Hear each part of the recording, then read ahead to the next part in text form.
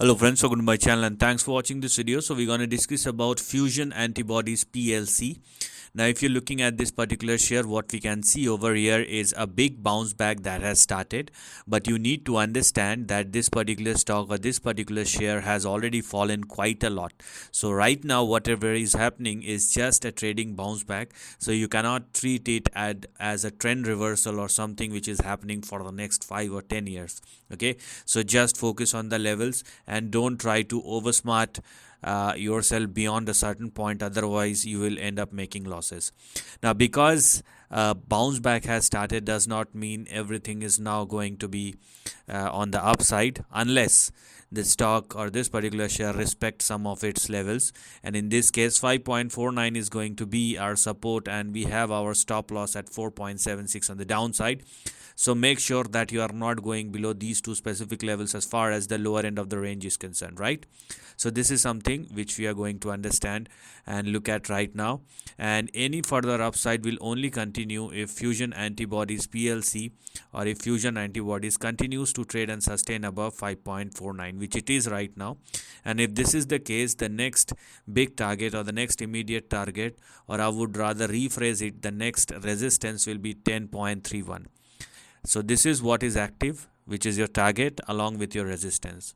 If you want to go beyond 10.3 or more, then we require further breakout at or above 10.3. Once that happen, or if Fusion Antibodies PLC surpasses 10.3 or more, then we can see an extension somewhere in between. Here we are.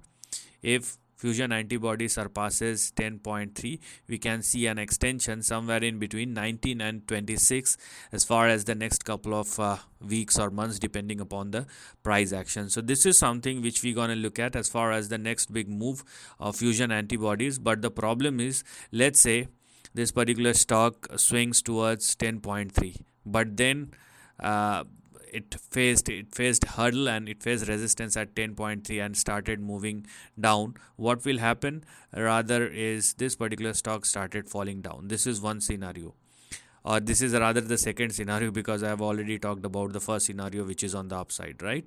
So first scenario is an upside. Second scenario, it can swing a bit and then it will started falling.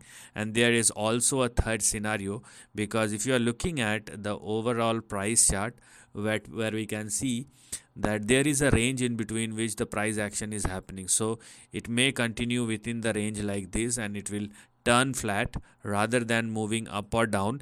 It can, swings or trades in between a resistance unless it touches this particular line.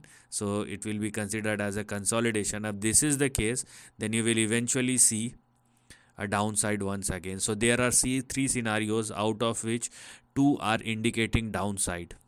One is a quick downside and one will take time, and there is only one scenario which does indicate upside. So you need to think about each and everything before taking any call as far as the price chart of Fusion Antibodies PLC or the current price action of FAB share. So this is the end of the video. Thanks for watching.